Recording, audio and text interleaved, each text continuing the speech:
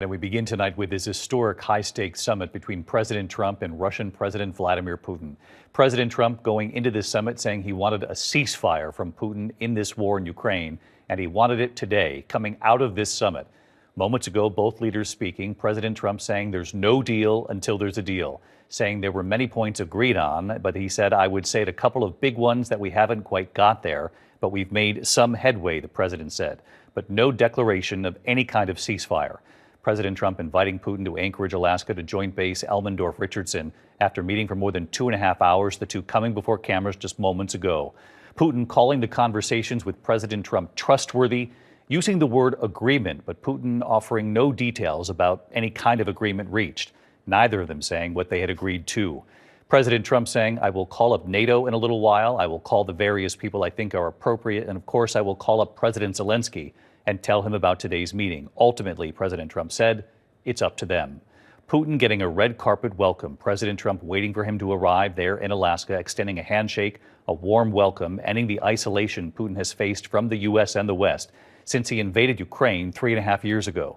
The two standing for photos, Alaska's mountains there in the distance, flanked by U.S. F-22 Raptors, B-2 bombers flying overhead, symbols, of course, of American power. The two of them then getting into President Trump's motorcade, the presidential limousine known as the Beast. Putin's smile seen in that window as they drove away to the meeting site for the summit. Then, of course, the meeting, Trump and Putin, each with two senior aides. Trump going into this, of course, hoping to set up a second summit, he said, with Putin and President Zelensky. President Trump saying he would be happy to attend that summit as well. President Zelensky was not invited to this meeting today. President Trump tonight saying he will now call President Zelensky. ABC's chief White House correspondent Barry Bruce leading us off in Anchorage with late reporting tonight. Tonight, after hours behind closed doors, President Trump and Russian President Vladimir Putin emerging from their summit. There were many points that we agreed on, most of them, I would say, a couple of big ones that we haven't quite gotten there, but we've made some headway. So there's no deal until there's a deal. I will call up NATO in a little while. I will call up the various people that I think are appropriate, and I'll, of course, call up President Zelensky and tell him about today's meeting. It's ultimately up to them. It capped an extraordinary event not seen in more than a decade. Putin touching down on American soil, walking the red carpet as Trump waited to greet him. A hearty handshake, Trump then grasping Putin's arm. As they walked to the stage, Putin looking to the sky as an American B-2 bomber flew overhead, a striking show of force. The warmth between the two leaders on full display, but the task at hand deadly serious. President, how can the U.S. trust your word? Putin asked, how can the U.S. trust your word? No answer, just more smiles. Trump escorting Putin to the presidential limo known as the Beast. Putin laughing and waving as they drove off together. Earlier, President Trump laying out today's objective. I want to see a ceasefire rapidly. I don't know if it's going to be today, but I'm not going to be happy if it's not today.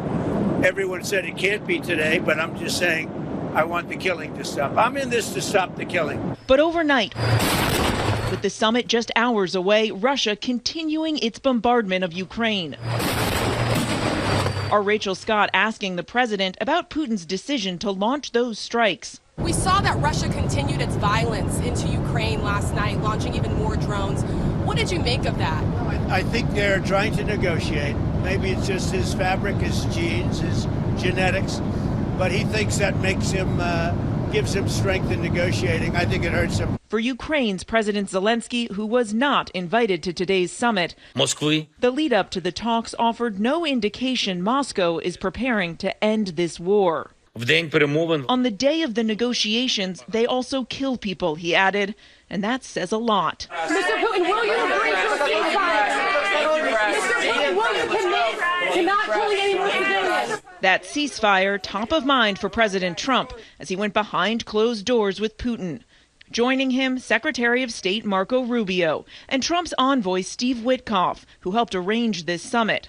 Putin accompanied by Foreign Minister Sergei Lavrov and his top foreign advisor Yuri Ushakov. Trump's goal today, a second meeting with Putin and Zelensky. And he says what comes next is up to those two countries, including what Trump has called swapping of territories. I've got to let Ukraine make that decision, and I think they'll make a proper decision. But I'm not here to negotiate for Ukraine. I'm here to get them at a table. Putin's goal to broaden today's talks to cover nuclear weapons and economic cooperation with the United States. I expect that today's agreements will be the starting point, not only for the solution of the Ukrainian issue, but also will help us bring back business-like and pragmatic relations between Russia and the U.S. The question tonight, when will this war come to an end?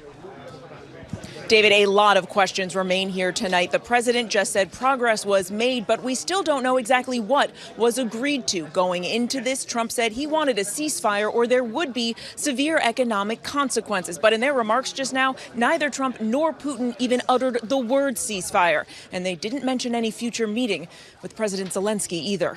David. And in fact, President Trump saying there's no deal until there's a deal, which underscored it all. Mary Bruce leading us off. Thank you for the excellent coverage all afternoon, Mary.